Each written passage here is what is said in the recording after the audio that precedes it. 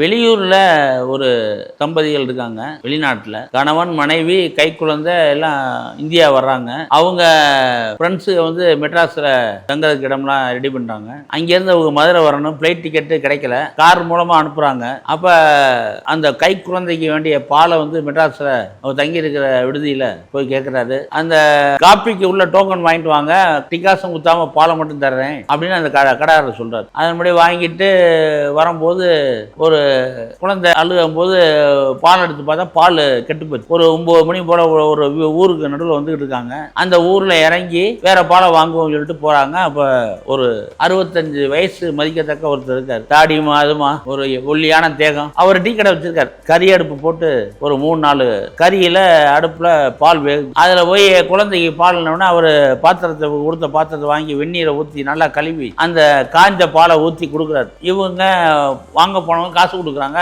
வாங்கவே மாட்டேன்னு மறுக்கிறார். ஏன்னா குழந்தைக்கு கொடுக்குற பாலுக்கு காசு வாங்க மாட்டேன்றார். இவங்க மறுபடியும் வற்புறுத்தி சொல்றாங்க, காசு வாங்க, நீ ஒரு 50 புள்ள கூட இருந்தா கொண்டு வா, கூட்டிட்டு வா, அவ்வளவு பேருக்கு நான் இலவசமா தர்றேன் அப்படின்றாரு. அப்படி சொன்ன அந்த கடாரு கடைசியில சொல்றாரு, இப்ப பசியில குழந்தை அழுகும், இப்ப நான் கொடுத்த பாலை கொண்டு கொடு, சாப்பிட்டோம், திரும்பி வா, மறுபடியும் நான் கழுவிட்டு பால் தர்றேன், இன்னும் 2 மணி நேரம் சென்று குழந்தைக்கு பசி எடுக்கும்போது கொடு அப்படின்னு சொல்லி சொல்றாரு. இப்படிப்பட்ட ஒரு நல்ல மனுஷங்கன்னா உலகத்துல எங்கே போய் தேடுறது? அதனாலதான் திருவள்ளுவர் 2000 ஆண்டுகளுக்கு முன்னாடியே சொல்லிட்டு போயிருக்காரு. மேலிருந்தும் மேலல்லார் மேலல்லர், கீழிருந்தும் கீழல்லார் கீழல்லவர் அப்படின்ற ஒரு குரலை சொல்லிட்டு போயிருக்கு. ஏன் பணக்காரர்களா இருந்தாலும் பண்பு உங்கள்கிட்ட இல்லை, கீழ்மட்டத்தில் இருக்கிறவங்கள்ட்ட ஏழ்மையா இருந்தாலும் பண்பு, நல்ல பண்பு அதிகமா இருக்கும். அதைத்தான் திருவள்ளுவர் முன்னாடியே சொல்லியிருக்காரு. இது எனக்கு ரொம்ப மனசை ரொம்ப பிடித்த குரல். வணக்கம்.